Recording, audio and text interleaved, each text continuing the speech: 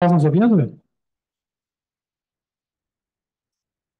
Escuto sim, Henrique. Boa noite. Boa noite a todos. Boa noite. Bom, boa noite a todos. É, eu sou Henrique Scheuer Moraes. Está me ouvindo bem? Bom, juntamente com os meus colegas Guilherme Leivas Leite e Igor Barbosa, que nos acompanha desde Genebra, onde são 11 da noite, 11 e pouco da noite, eu queria dar as boas-vindas a todos e gostaria de agradecer a presença de vocês. O evento de hoje visa marcar o lançamento de um grupo de estudos que eu, o Guilherme e o Igor estamos criando, que é o Observatório da Governança Global, aqui no IDP. A gente vai ter a oportunidade, mais para o final desse evento, de comentar um pouco com vocês sobre o que é a ideia desse observatório, como se juntar, o que a gente pretende fazer, mas a gente vai deixar para a parte final do evento de hoje. Para começar logo, eu queria dizer que nós, eu, Guilherme e Igor, estamos extremamente contentes, nos sentimos muito privilegiados de poder contar na noite de hoje com um painel extremamente qualificado para tratar de temas da agenda internacional que são justamente alguns dos temas que a gente pretende cobrir nos estudos, pesquisas que a gente vai promover no âmbito do observatório. Então, eu queria apresentar a vocês os nossos painelistas dessa noite, antes de começarmos a nossa conversa, que a ideia é que seja algo bastante informal. Nós vamos abrir depois espaço para perguntas de vocês, para que seja algo bem interativo, bem informal e bastante dinâmico. Então, a ideia é dar um panorama da conjuntura global, evidentemente é algo muito geral, sem entrar em grandes detalhes, mas um pouco para dar um sabor de como nós temos desafios na realidade que a gente vive e como, ao mesmo tempo, apesar de desafiantes, nós temos campos de estudo extremamente rico, que é justamente o que a gente quer favorecer no observatório. E para conversar conosco e dar esse panorama, a gente tem a sorte de contar hoje, em primeiro lugar, com a doutora Renata Amaral, e é PhD em Direito do Comércio pela Universidade Comércio Internacional, pela Universidade de Maastricht, na Holanda. Ela atualmente é a secretária de Assuntos Internacionais e Desenvolvimento do Ministério do Planejamento e Orçamento. Ela é doutora pela Universidade Federal de Santa Catarina e também é professora adjunta do Washington College of Law da American University, em Washington. A Renata é membro do Conselho de Administração da Apex, Brasil, e ela é também membro do WTO Gender Hub e fundadora do Women Inside Trade, que é um dos grupos mais originais e interessantes na discussão de comércio internacional hoje em dia.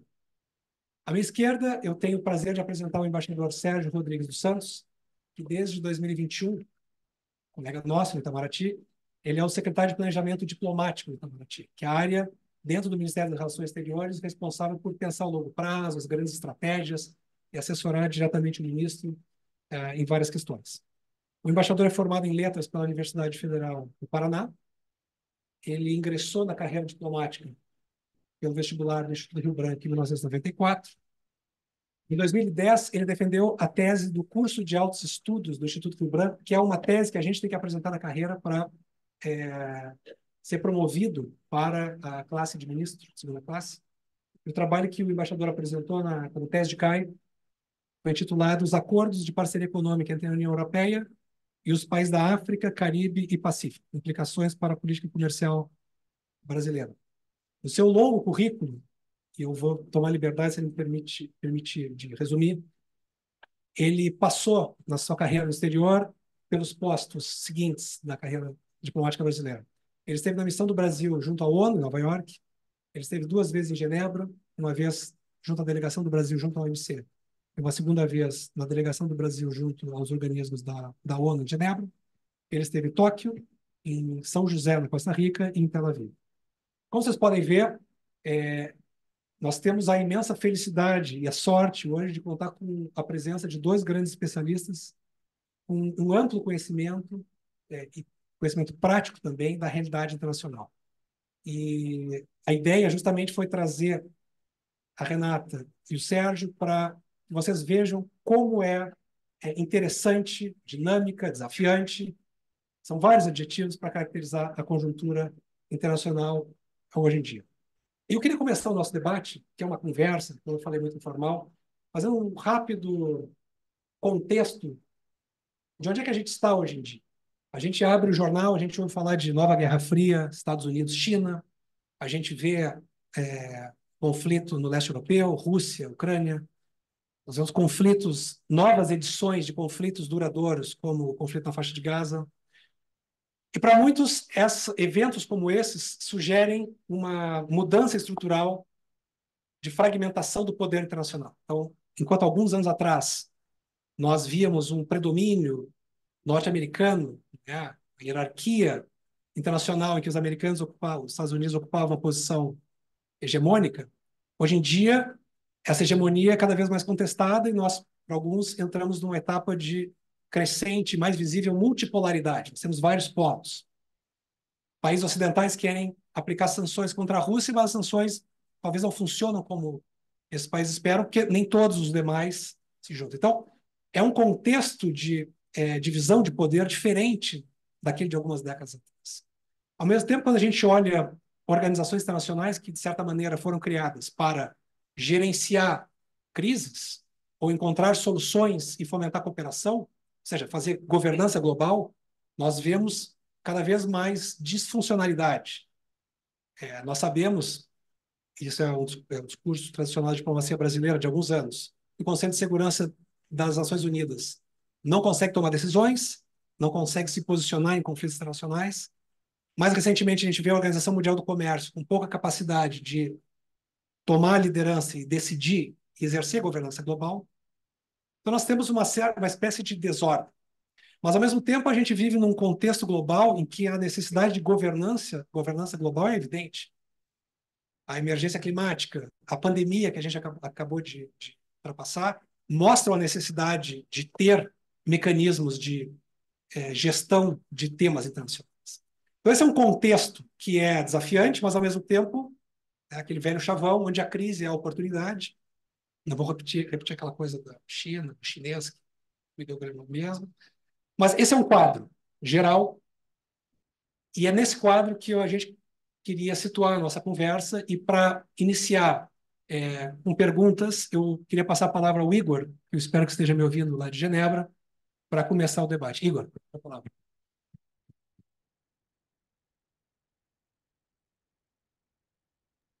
Boa noite a todos. Henrique, Guilherme, querido embaixador Sérgio, prazer vê-lo ainda aqui remotamente. Renata também, amiga de longa data.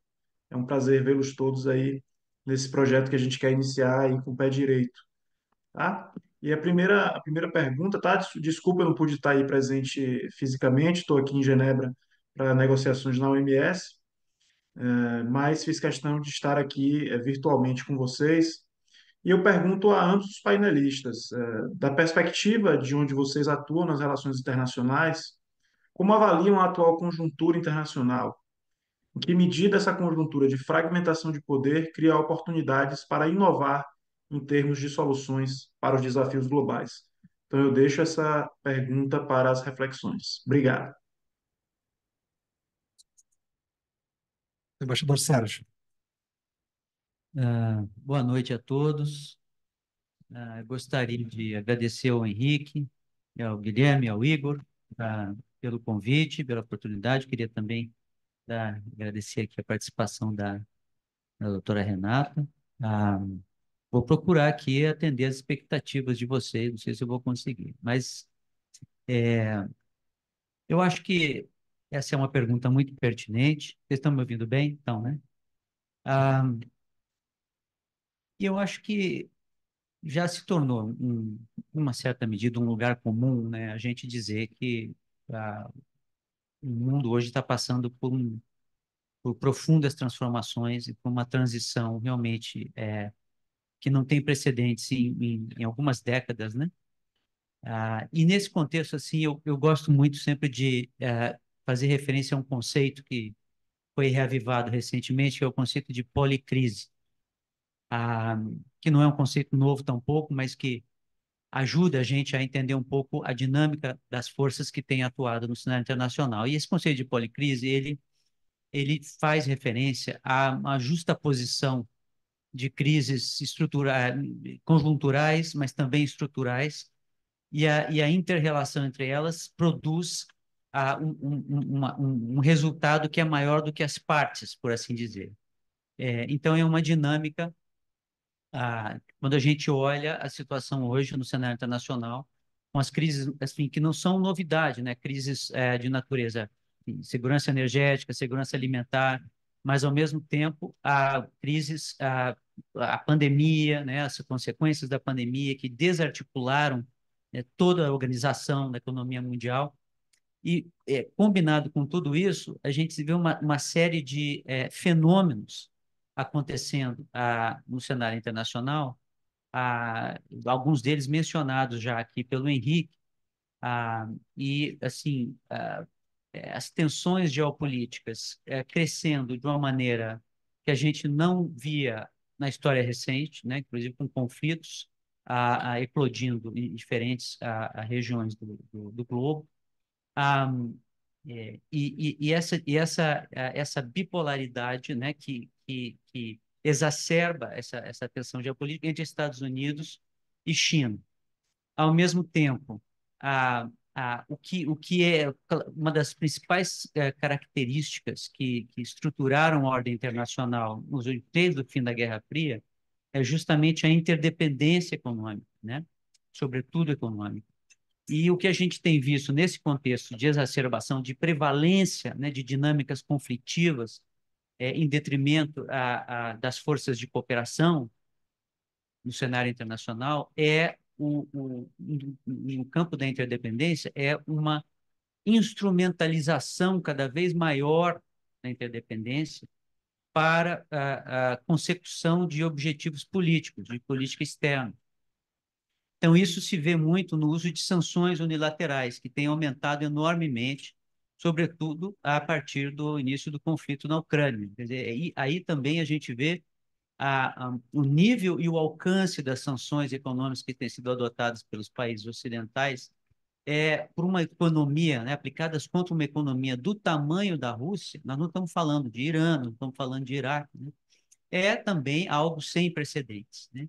E isso apenas exacerba essa dinâmica conflitiva em detrimento, né, das forças cooperativas que prevaleceram desde o final da Guerra Fria.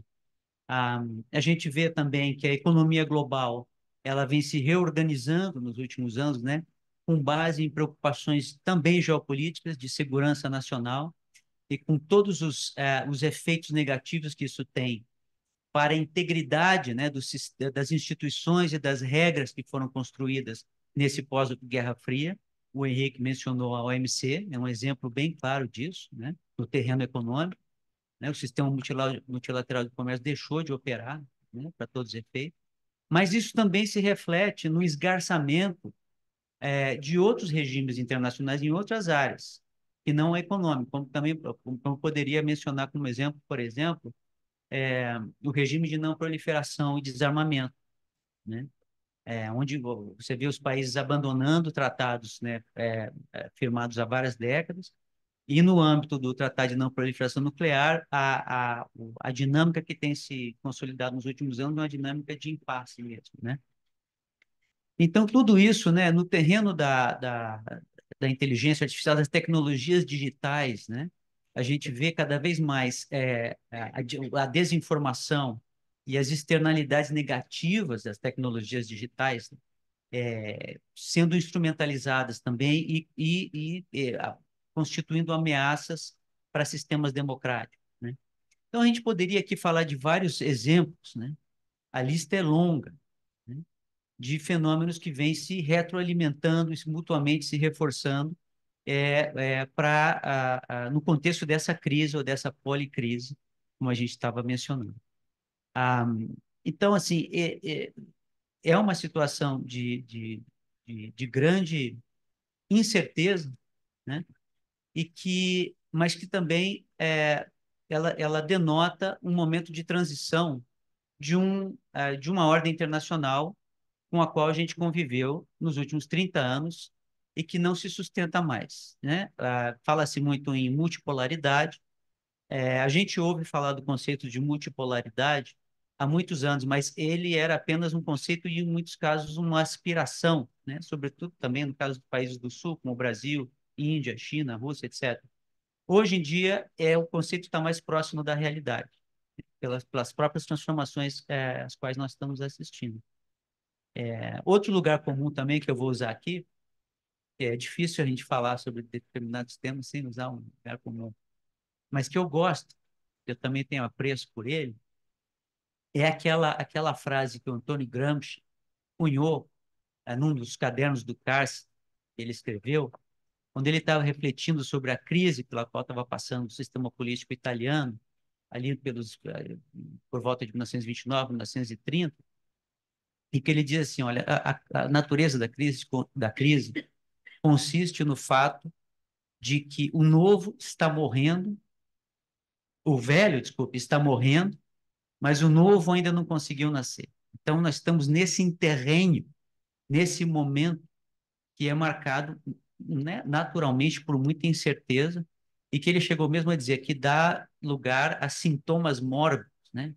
Muitos estudiosos interpretaram isso como se ele estivesse fazendo referência, né, ao surgimento de movimentos extremistas, como fascismo e tal. E faz muito sentido. Hoje também nós temos uma situação semelhante, em que movimentos extremistas, né, têm assim adesão global, né, são internacionais, realmente, né, sobretudo no caso da extrema direita. Então isso tudo se relaciona e isso nos coloca diante de uma situação na qual mais do que nunca a reforma das instituições de governança global se faz necessária. Quer dizer, não há outro caminho. Agora, como é que isso vai se dar? Qual vai ser o caminho? Essa é a grande questão. Então, eu assisto os comentários iniciais que eu faria. Obrigado, Sérgio. Eu passaria, então, imediatamente a palavra à Renata com essa pergunta, né? Como é que, da sua perspectiva, da sua atuação prática, como é que você vê esse contexto de fragmentação? É só crises? Há oportunidades? Obrigada, Henrique. Bom, boa noite a todos. Primeiro de tudo, é uma honra estar aqui com vocês. Embaixador, Henrique, Igor e Guilherme são meus amigos de muitos anos. Então, se eu falar qualquer besteira, a culpa é deles, que já me conhecem e ainda assim convidaram. Mas é um prazer estar aqui. Eu acho que eu não sei se todo mundo que está aqui tem a dimensão do que está sendo criado aqui por eles. Mas eu morei muito tempo em Washington, né? E é muito normal lá ter esses lugares de pensamento, né? Onde a gente escreve policy papers, onde a gente aprende a discutir esses temas, e eu acho que o Brasil carece de lugares como esse, então eu acho que a iniciativa é muito louvável.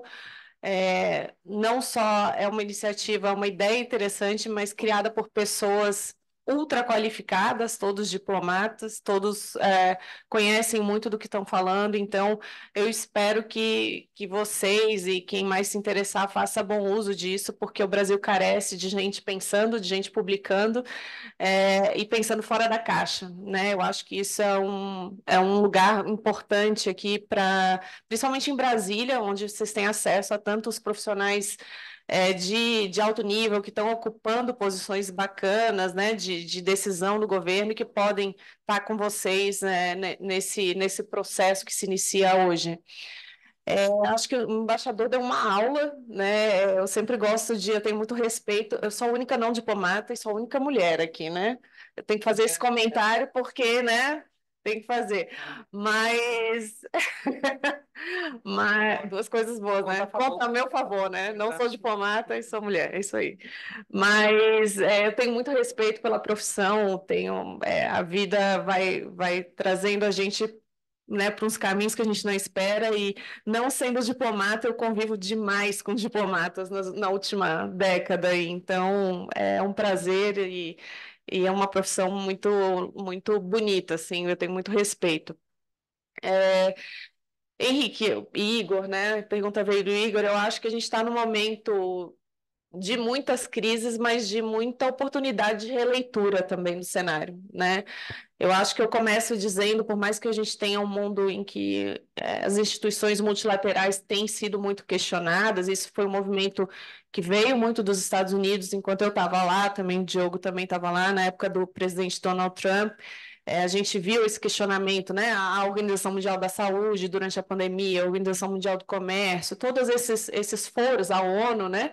Esses foros multilaterais foram muito questionados, é um movimento também aí encorpado pela extrema-direita, a gente viu isso no Brasil acontecer também, na Argentina, ganha eco um pouco esse discurso também, agora, mas eu sou muito...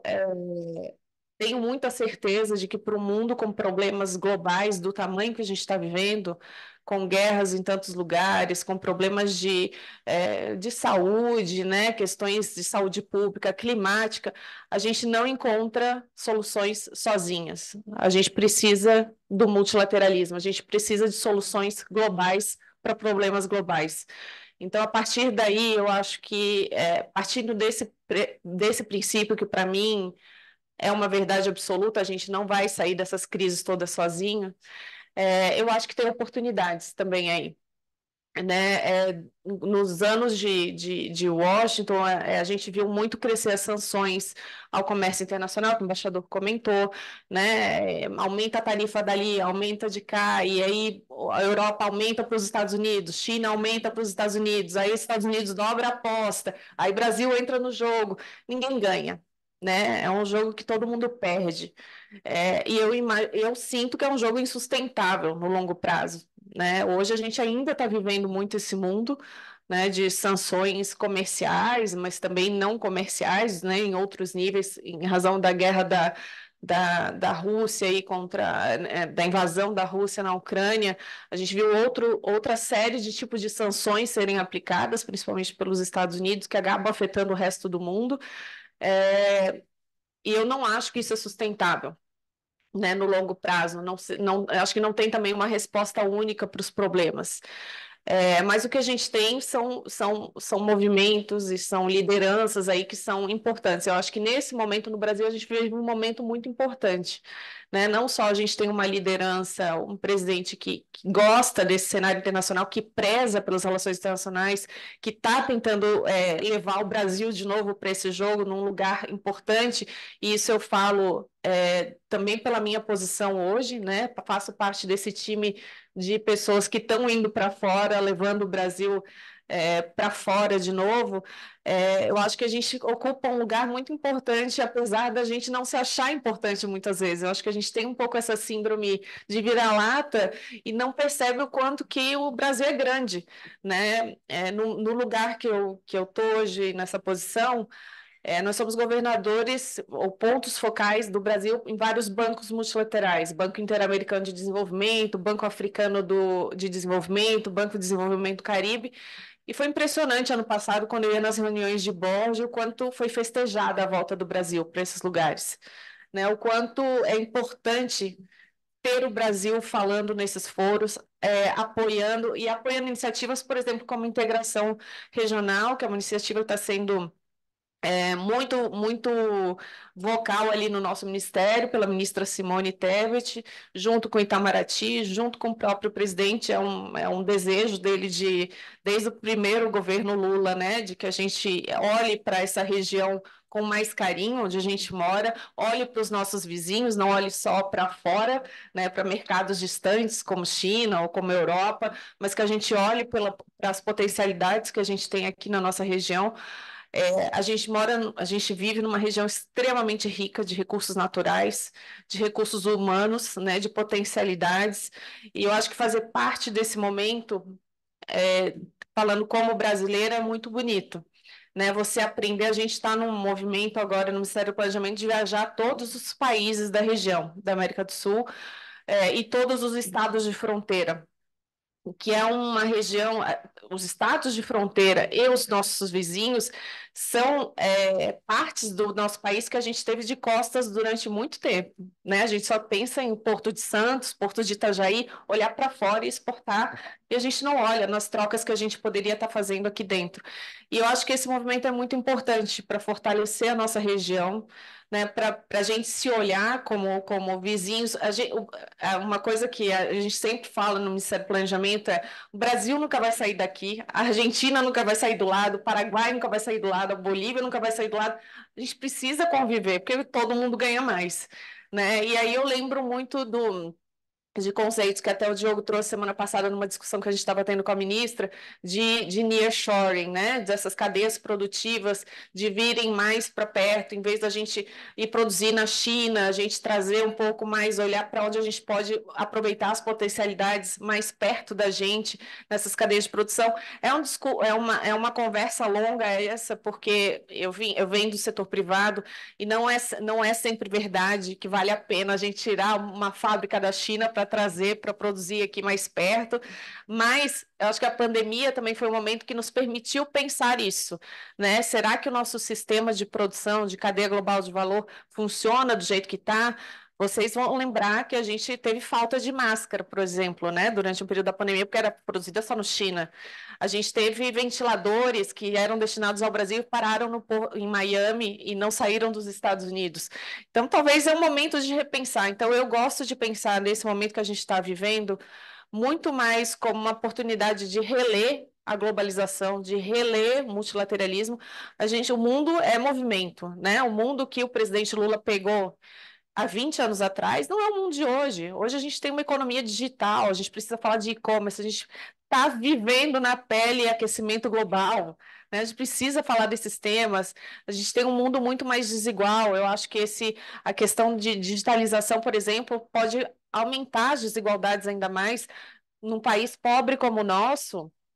Não é todo mundo, gente, que tem né, que tem um celular, tem acesso a e-mail. O quanto que a gente não vai, enquanto a digitalização corre na frente e poucos sortudos, privilegiados como nós têm acesso, uma enorme camada da população não tem acesso. Então, será que a gente não vai aumentar esse gap aí de desigualdade social, econômica? Então, eu acho que a gente está num momento de releitura.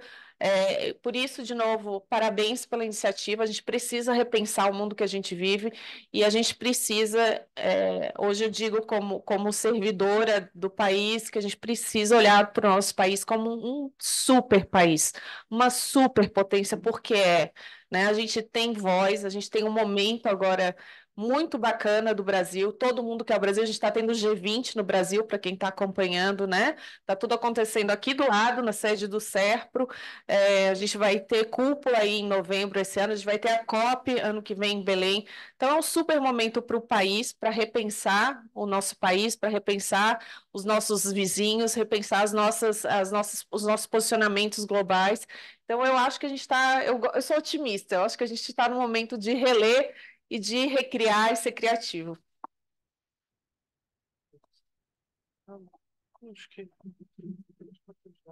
Eu estou me sentindo o William Vac aqui, mas eu queria usar um pouco algumas dessas imagens que a Renata levantou e um pouco essa visão do Gramsci, né, para perguntar para o Sérgio o seguinte: é, nós, será que é possível, olhando a realidade internacional e um pouco também tomando emprestado essa nota positiva em que a Renata terminou essa intervenção, é possível ver o germe de alguma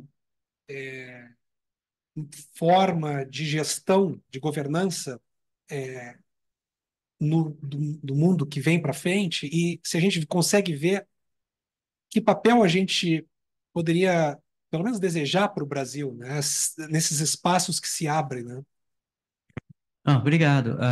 Olha, e queria agradecer também os comentários da Renata.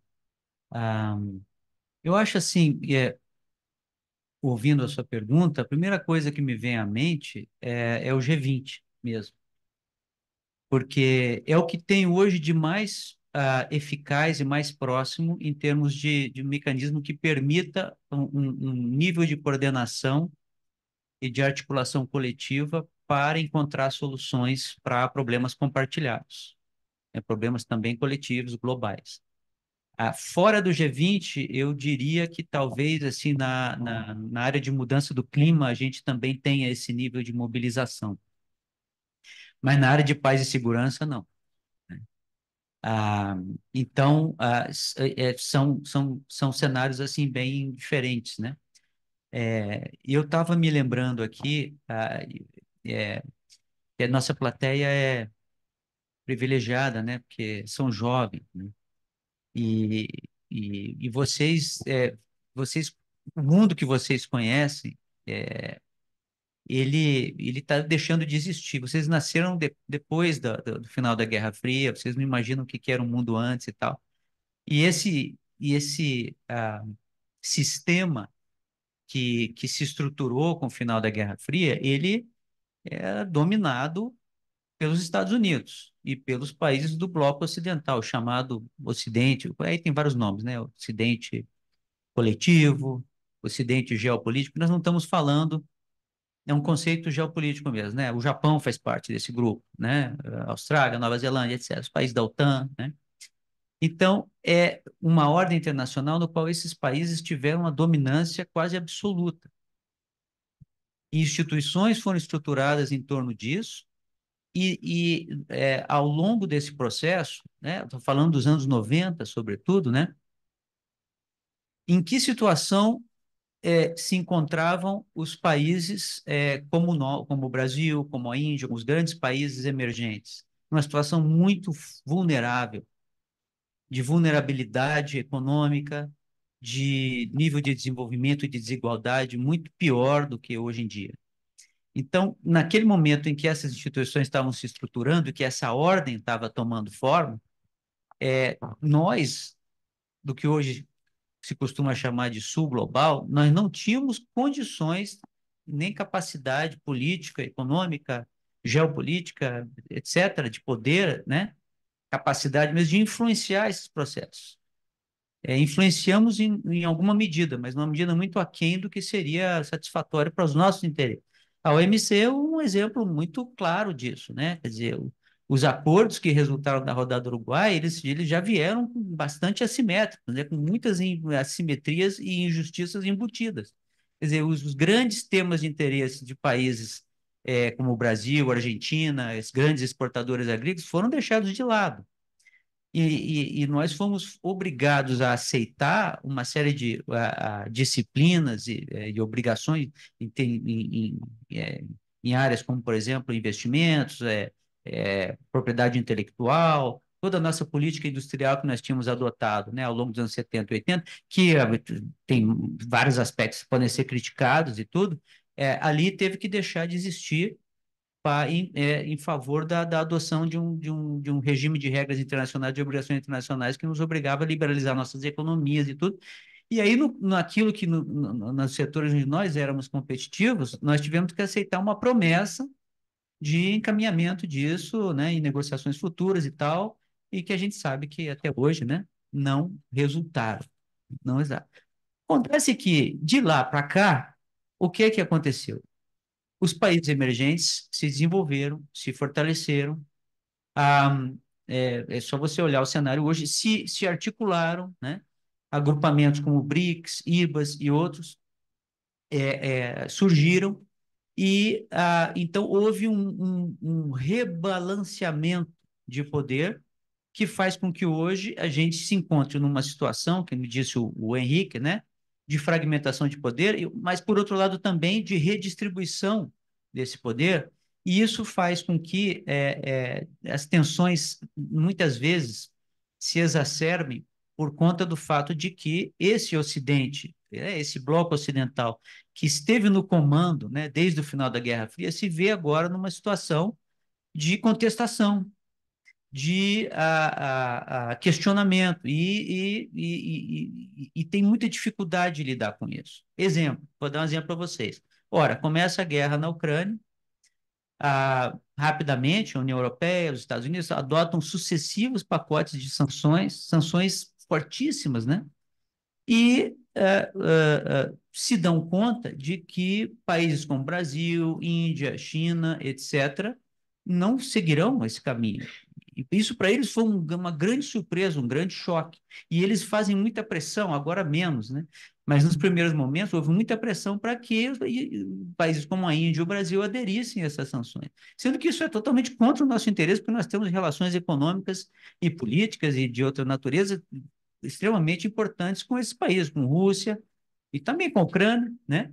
Então, houve aí uma espécie de wake-up call assim, para esses países que não foi fácil de digerir, né? Então, isso ainda causa seus efeitos. Ao mesmo tempo, a gente falar do óbvio aqui, que é a ascensão da China, né? Que é daqueles exemplos assim de grande potência surgindo, não sei que a gente já viu antes na história, né? E desafiando as potências estabelecidas. A potência estabelecida principal, que são os Estados Unidos. Tem um estudioso, eu acho que ele é americano, que se chama Graham Allison. Ele escreveu um livro chamado Destined for War. Acho que é esse o título. E nesse livro ele fala da relação entre Estados Unidos e China e a ascensão da China. E ele cunhou uma expressão que virou assim bem comum, né, na área de relações internacionais, que é a armadilha de Tucídides. O que é isso? Ele está se referindo ao fato de que você tem uma potência estabelecida, como era na época lá da Guerra do Peloponeso, né? E uma nova potência surge. Então, essa potência estabelecida, ela tem que tomar uma decisão. Eu estou sendo desafiado, essa potência, né, rival, ela está se desenvolvendo, se fortalecendo. Se eu esperar passar um determinado momento, eu posso acabar sendo né, superado por essa nova potência. Então, é, eu posso tomar decisão, e aí pode ser uma decisão em prol da minha própria existência, né, uma questão existencial, e né, a potência estabelecida atacar militarmente a potência em ascensão. É por isso que ele chama de armadilha de Tucídides, que foi acontecendo entre Esparta e Grécia, né? Esparta e Atenas, na Guerra do Peloponeso. Então, é muito interessante, porque é um pouco isso que esse conceito captura, né, essa rivalidade entre China e Estados Unidos. Mas eu digo isso tudo apenas para ilustrar, né, essa transformação, né, que hoje a gente vê que esses países todos, é por isso que quando a gente diz que a multipolaridade já deixou de ser tão conceitual e está mais próxima da realidade. Agora, ela só pode ter, assim, dar os seus frutos, né, em termos de permitir o surgimento de uma ordem internacional mais democrática, mais equilibrada, se ela se fizer acompanhar, né, essa transformação de distribuição de poder, ela tem que estar ancorada em novas instituições que reflitam isso. E isso nós não temos ainda. Mas voltando à questão inicial, quer dizer, eu diria, o G20 hoje é o grande palco, é o grande a plataforma para nós tentarmos, pelo menos, iniciar um processo que vá nessa direção. E o outro exemplo que eu usei, que é a mudança do clima, onde a gente ainda, eu acho que pode encontrar características mais de dinâmicas cooperativas e de soluções coletivas, mas, de novo, não na área de paz e segurança, infelizmente. Obrigadíssimo, Sérgio. Igor, não sei se tu queres fazer alguma pergunta.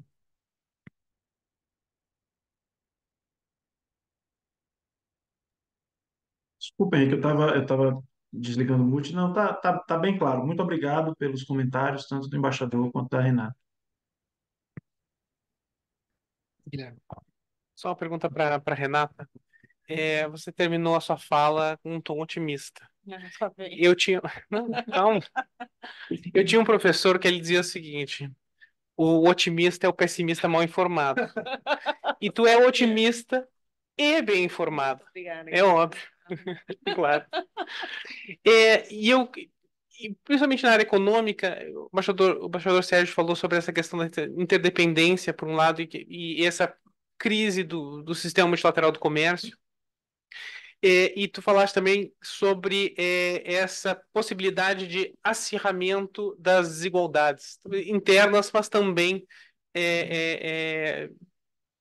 nessa nova multipolaridade. Então, se pudesse comentar um pouco assim de como que o Brasil poderia atuar, principalmente na área econômica e comercial, para tentar, de alguma forma, resgatar essa interdependência ou talvez, pelo menos, garantir, de alguma forma, os seus interesses nesse em um sistema que não era ideal, que a gente já tinha cedido muito quando a gente assinou a rodada do Uruguai, mas que parece estar tá piorando com esse acirramento do protecionismo, o protecionismo ambiental também.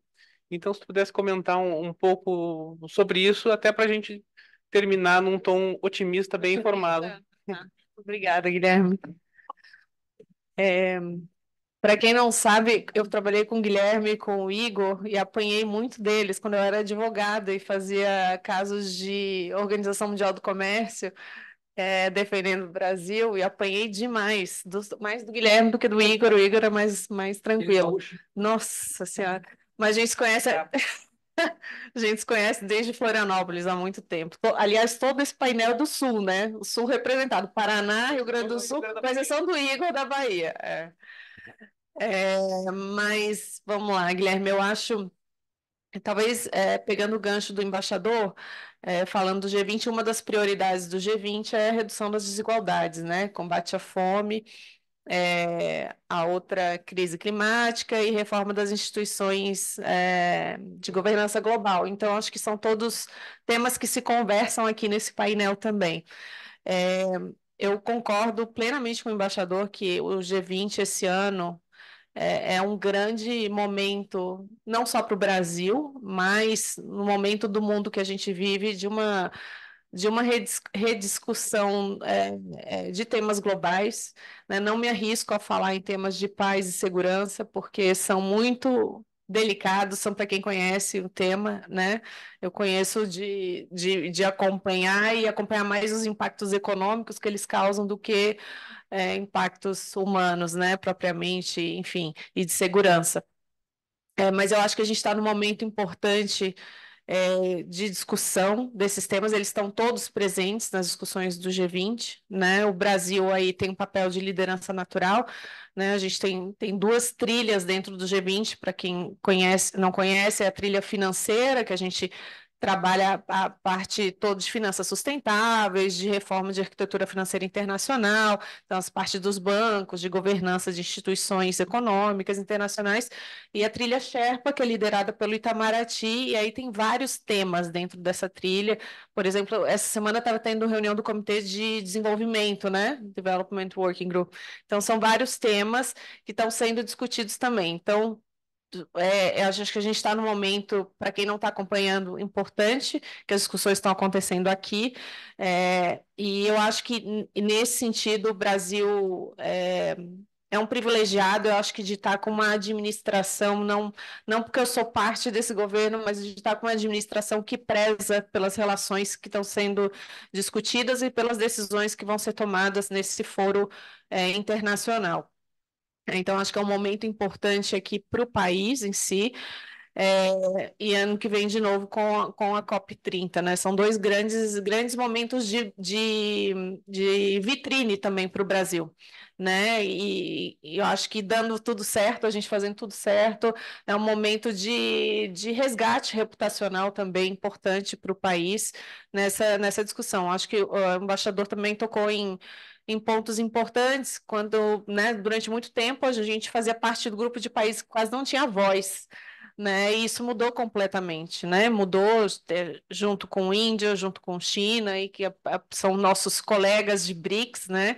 E são países importantes nesse jogo hoje, que não são deixados de lado, por exemplo, em uma discussão de temas importantes na Organização Mundial do Comércio, que em grande parte, para quem acompanha esses temas, né, falo que a organização, enfim, está parada, que não entregou nada nos últimos 20 anos, etc., mas eu não vejo dessa forma. Eu vejo que a gente teve países muito mais vocais do que eram na época que a organização foi criada, né, da rodada Uruguai, e E é muito difícil a gente ter uma organização que decide tudo por consenso de 164 membros, quando hoje você tem países que antes não apitavam, hoje apitam muito.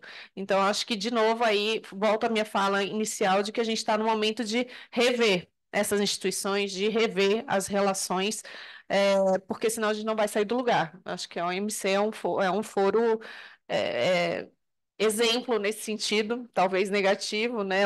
Mas assim, de que a gente precisa rever como a arquitetura ali funciona e o que funciona para o mundo que a gente vive hoje. Então, eu acho que voltando para a parte de desigualdade do G20, e aí, de novo, eu vou jogar confete aí no presidente que a gente tem, né? O presidente Lula, eu acho que ele faz um papel importante nesse sentido. De novo, eu tenho a imagem dele muito presente por estar convivendo um pouco mais agora. 2 semanas atrás, a gente esteve na Guiana, na comitiva com o presidente da República, e é absolutamente encantador ver presidentes dos outros países, Guiana, Suriname, quando ele chega. É uma figura realmente que tem uma importância aqui para a região impressionante, assim, e para os países africanos também. E aí eu falo de carteirinha porque são os países que eu lido, né, por causa dos bancos de desenvolvimento que estão comigo lá no Ministério do Planejamento. Então, eu acho que a gente tem um momento importante, eu acho que a gente precisa acreditar que a gente vai juntos sair de um momento de crise. Eu não sei se a gente sai da crise ou se a crise se modifica, a gente vai ter outros problemas, né? Eu acho que a gente nunca vai viver num mundo aí sem problemas, isso uma realidade que nunca vai fazer parte, né? Somos seres humanos, eu digo, por estarmos todos nessa dimensão, por aí, né? Porque a gente tem muita coisa para aprender ainda, todos juntos, né? Então, eu acho que a gente está no momento, de novo, Guilherme, de rever. E eu acho que a gente tem muita gente muito competente aqui no Brasil para reposicionar o nosso país, como está acontecendo.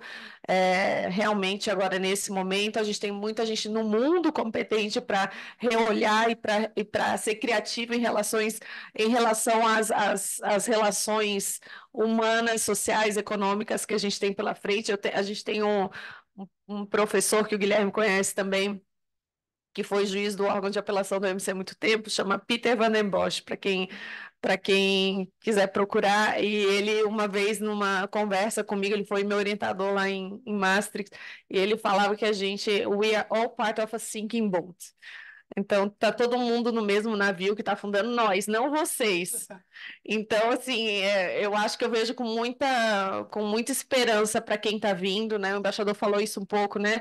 Se vocês, muitos que estão aqui são a geração que não viram a Guerra Fria, mas a gente precisa de gente nova, de gente criativa para repensar esse mundo dos problemas e nas soluções que ele apresenta para gente que já nasce num mundo diferente, né? A gente é tudo parte de um mundo que não tinha internet. Quando nascemos, não tinha celular, né? Então, vocês já não são dessa geração. Vocês entendem melhor o mundo do que a gente, que talvez seja parte de um sinking boat, né? Que está segurando as pontas, mas que precisa de soluções diferentes para a gente ter um mundo melhor e relações melhores daqui para frente. Fui otimista? Tá bom?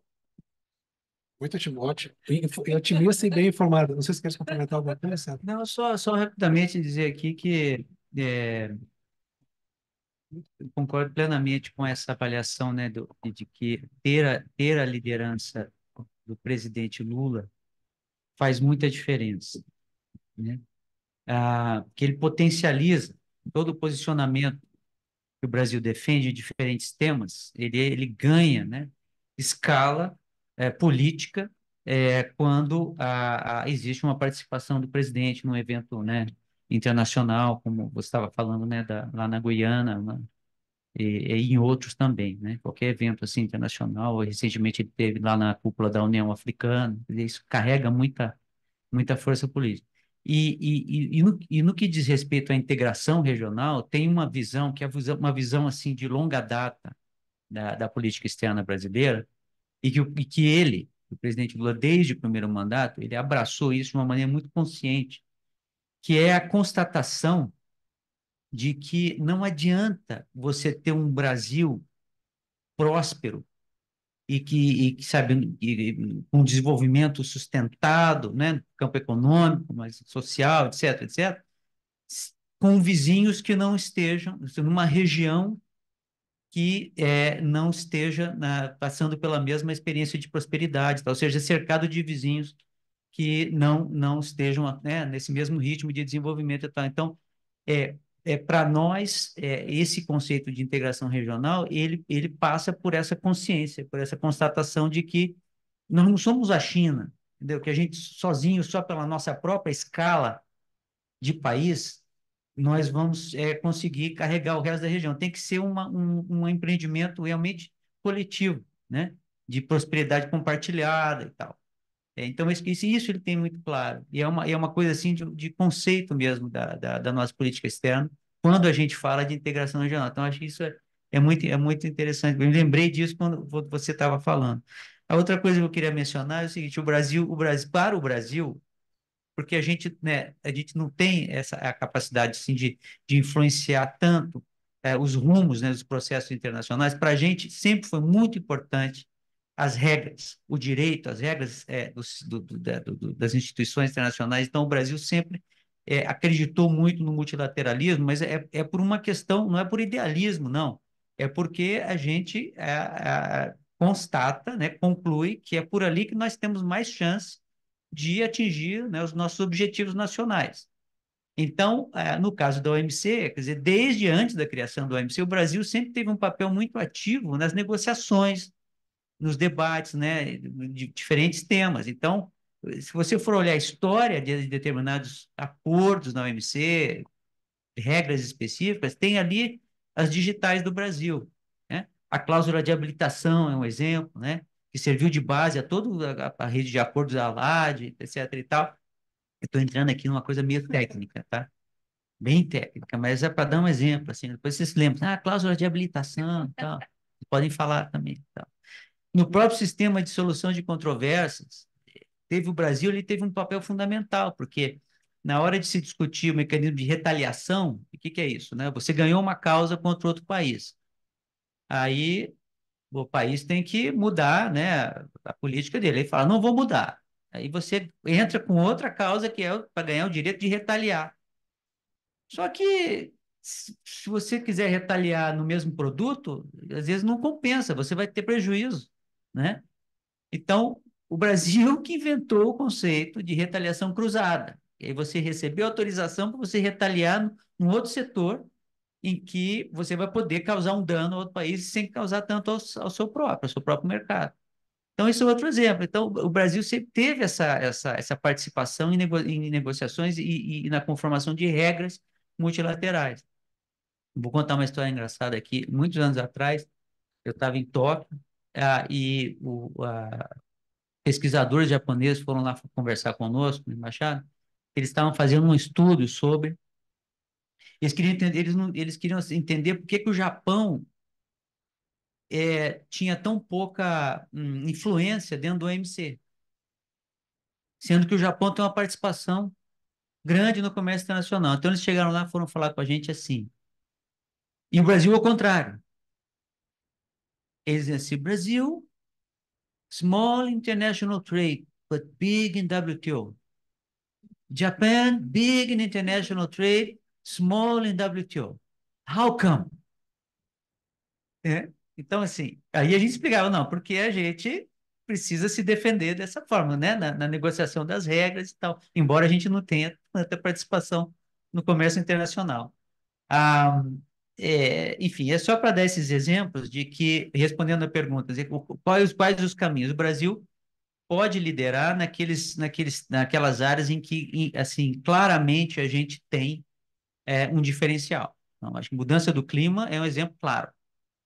E não é por voluntarismo, é por os atributos objetivos do país, né? A nossa importância, né? Na, na questão das emissões, o fato, né? O Brasil ser uma potência verde, a nossa matriz energética ser a mais limpa das grandes economias, etc. E tal. Isso nos dá, né, a base objetiva, concreta, para que a gente possa. E não tem como você ter um acordo que possa produzir resultados eficazes se não tiver o Brasil participando dele nesse tema. E eu acho que na área econômica, por meio do G20, essa liderança também se faz muito clara e, sobretudo agora, porque nós estamos na presidência, né? Agora é só esses comentários. Obrigado. Acho que são todos excelentes pontos que vocês levantaram para justamente abrir a palavra para eventuais perguntas que vocês tenham sobre qualquer assunto. Pode ser sobre temas tratados aqui, temas internacionais que não tenham sido tratados. Eu, eu não sei se eu passo o microfone.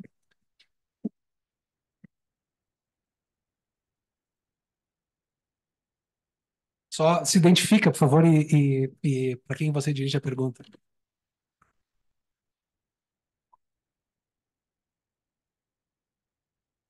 Boa noite, pessoal. Eu sou o Ronei, sou acadêmico em Direito, mas estou infiltrado aqui, que eu sou da UNB, não sou da UNB, mas fiquei sabendo do evento por uma amiga, fiquei muito contente. Gostei muito da palestra, da exposição, anotei algumas coisas aqui, acho que foram temas muito importantes, muito relevantes, que pensando bastante enquanto vocês comentavam.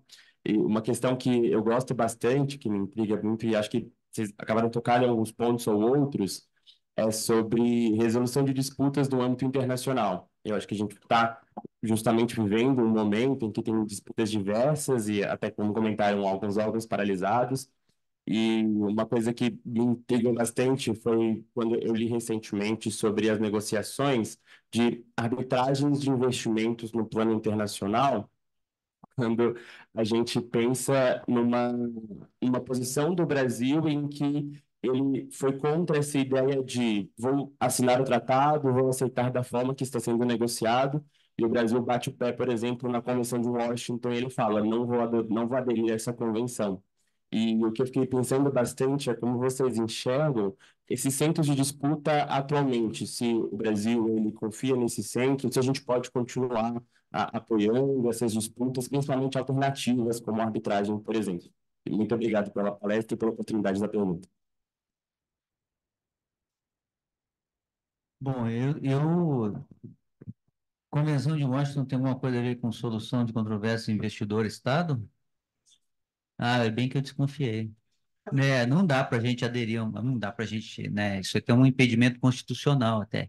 E digo mais, até os Estados Unidos tiveram problema com isso, né? Lá atrás, quando isso estava, quando isso fez parte do NAFTA, o capítulo 11, acho que é de investimentos no NAFTA, no antigo NAFTA, né? Tinha esse dispositivo de solução de controvérsias em matéria de investimento entre investidor e Estado. E aí começou a ser usado, né? E começou a gerar uma série de problemas, que os próprios americanos se deram conta de que aquilo não servia para eles, né? Me lembro do John Kerry, né, tá falando lá no começo, 2001, 2002, ele era senador, né? E ele se deu conta disso e argumentava contra e tal. E aí, hoje em dia, me parece que já mudou, né? Nesse novo NAFTA, né? Que chama-se e o USMCA, parece que já não é mais, né? Eles já fizeram ajustes, né? Então, se até eles, né, tiveram problema com isso, não vai ser o Brasil, que já teve problema com isso nos anos 90, né? A gente fez um monte de acordos lá, dezenas de acordos de investimento, e aí tivemos que revogá-los todos, né? Renegociar um por um, né? Porque tinha esse dispositivo e depois houve a constatação de que não dava, né? Não era constitucionalmente aceitável. Mas, enfim, não sei se eu respondi. Alguma outra pergunta? Oi, boa noite, eu me chamo Luiz Fernando, eu estou no primeiro semestre de Direito aqui no IPP. Eu agradecer, né, pelas palavras de todos. Eu não tenho, não vou dirigir a pergunta para ninguém, acho que quem quiser responder, sim. Esse ano eu tive o privilégio de ir para Nova York, eu visitei o prédio da ONU, né? E aí eu achei muito bonito, tinha um painel que me intrigou muito, que era o do Portnoy, que quando você entra tem um painel do Holocausto, né? Assim, uma figura, não do Holocausto, mas acho que era de guerra, de caos, e os diplomatas eles deveriam estar sabendo por que eles estão aqui sair sabendo que eles cumpriram o dever deles. Foi o que a senhora que estava dando visitação guiada, que ela era de Florianópolis, inclusive, muito simpática, eu não lembro dela, mas enfim, falou. E eu fiquei, saí muito triste, até conversei com meu pai, foi um desabafo muito grande, a gente andando. Eu falei, pô, é muito triste, né? Porque você vê que tem vários conflitos, né? Como todos falaram, né? As crises que estão assolando o mundo. E você tem um conselho de segurança que parece que não resolve muito as coisas. Então, eu queria saber disso, né? Se seria ideal uma reformulação do próprio Conselho de Segurança, assim, que até a Assembleia Geral das Nações Unidas, se for, e continuar com esse caráter de mandar, né, igual o Conselho de Segurança tem. É isso. Obrigado. Não, muito boa pergunta. De fato, as estruturas da maneira como elas é, é, não refletem, né, como elas são hoje, elas datam de uma época, né, do imediato pós-guerra que hoje uma realidade que não existe mais há muito tempo, né? Então, a necessidade de reforma é mais do que nunca premente. Agora, eu quero ser otimista aqui, também lembrar, né, que mesmo com essas estruturas, né, desatualizadas e tal do Conselho de Segurança, em termos de representatividade, só cinco membros permanentes, com direito a veto, etc. e tal, ah, durante a Guerra Fria, se você for olhar, por conta da bipolaridade, União Soviética, Estados Unidos, então muitas coisas, hoje a gente fala assim, mas não funciona naquela época, menos ainda, mas mesmo assim foi possível encontrar consensos. Então, o que acho que precisa ser também considerado é que, mesmo na ausência de uma reforma, é preciso incentivar cada vez mais um processo de negociação, um processo de aproximação, de diálogo. Inicialmente, dizem, né, que o veto foi imaginado para incentivar a negociação. Daí, ó, se você não sentar comigo aqui mesmo, eu vou vetar. Então, mas acabou sendo deturpado, né, dos anos e tal, e hoje é usado com um objetivo contrário, né? Então, talvez a gente tenha que olhar ao longo da história e ver procurar encontrar assim aqueles pontos de positivos em que foi possível, né? E procurar se extrair alguma lição disso. É o que eu posso dizer.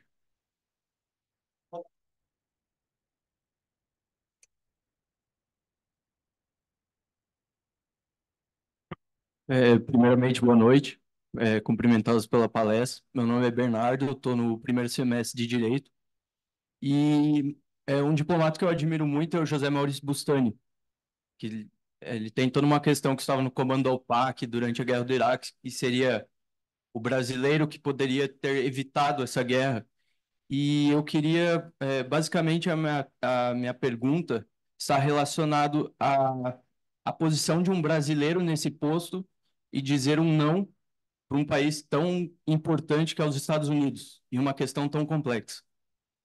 Obrigado. Você viu o documentário? Eu não, ainda não assisti. Ainda não assisti, mas sei. Eu recomendo, né? Ali você vai encontrar muitas reflexões interessantes. E aquele foi um momento, isso já faz, quando aconteceu isso com ele, isso já tem mais de 20 anos, né? Foi ali por volta de 2001, 2002, né? Bem imediatamente antes da invasão do Iraque. E ali era uma conjuntura internacional na qual os Estados Unidos tinham um poder que hoje já não é tanto, né? Digamos. Não tinha a China com o poder que a China tem hoje, né? O peso, né? Então, talvez se aquela situação acontecesse hoje, talvez fosse, não vou dizer não teria acontecido, né? O que aconteceu com ele, mas talvez eu posso dizer que seria mais difícil os Estados Unidos fazerem hoje o que fizeram naquele momento, mais de 20 anos atrás, né? Foi um escândalo aquilo, um absurdo completo, né? E pouca gente se lembra, porque também encarrega-se, né, de se apagar a história. E nesse documentário você vai ver que ali fica claro que, se você for na UPAC, não tem nenhum registro das reuniões que aconteceram naquele momento em que ele foi deposto. Ele foi deposto, né? E não tem os vídeos das reuniões, nada disso. Foi tudo, sumiu, né? Enfim. Como é o nome do documentário? É Sinfonia de um Homem Comum. Tem esse título porque ele é pianista, né? Mas é muito bom, recomendo muito.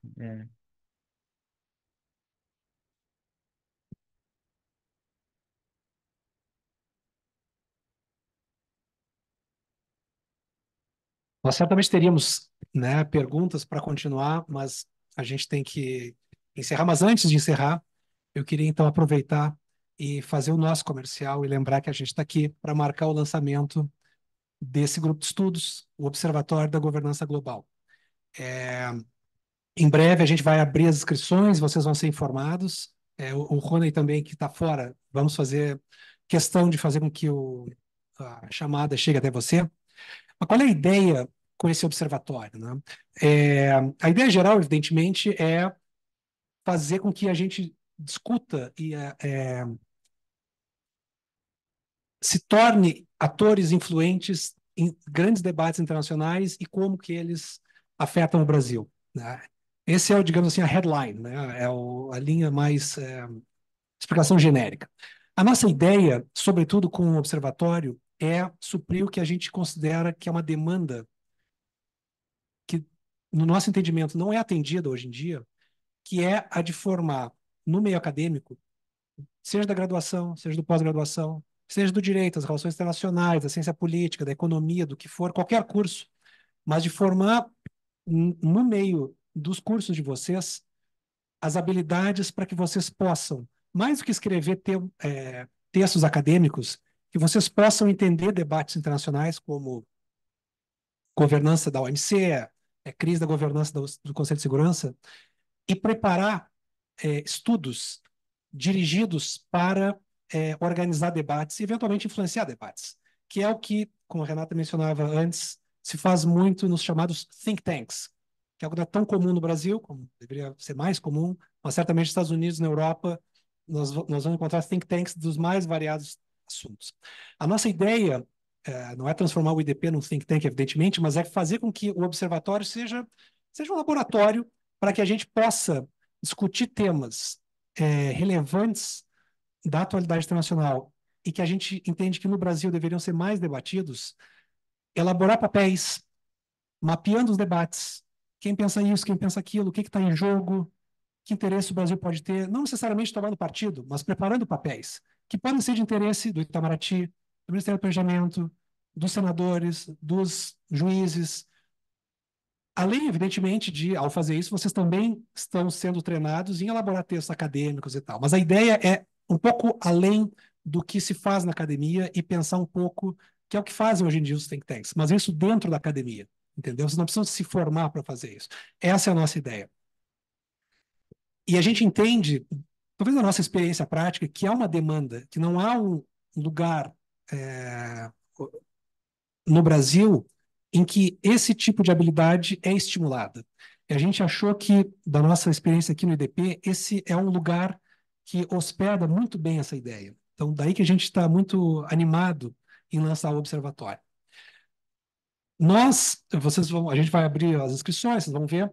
A nossa ideia é que seja um lugar muito flexível, ou seja, não é aquela estrutura de o professor fala, o aluno ouve, é uma coisa interativa, de aprendizado mútuo, de troca de ideias, de estímulo e, de certa maneira, ajuda a que vocês saibam como pesquisar, mas pesquisar direcionado para certos objetivos, elaborar papers, não é?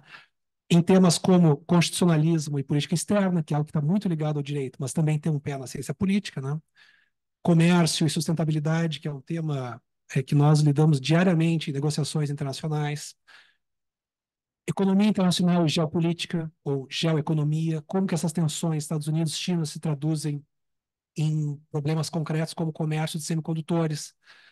São tudo grandes questões, e a nossa ideia com o grupo é deliberadamente escolher grandes questões para que vocês tenham espaço para escolher questões que se encontram e que estão, de certa maneira abrigadas dentro desses grandes temas.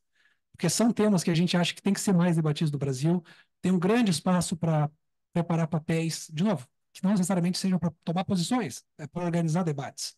Né? E ao fazer isso, vocês estão não só aprendendo os temas, vocês estão aprendendo a raciocinar praticamente para fins políticos e jurídicos, e estão influenciando debates também. Então a ideia é essa, a gente espera que vocês tenham interesse em conhecer, em breve vocês vão ser convidados a se inscrever. E ao dizer isso, então, eu encerro o debate de hoje, agradecendo a presença de vocês, agradecendo muitíssimo a participação da Renata e do Sérgio, que abrilhantaram muito o nosso debate. Nós somos muito gratos. E a todos vocês, uma boa noite. Boa noite. Obrigado.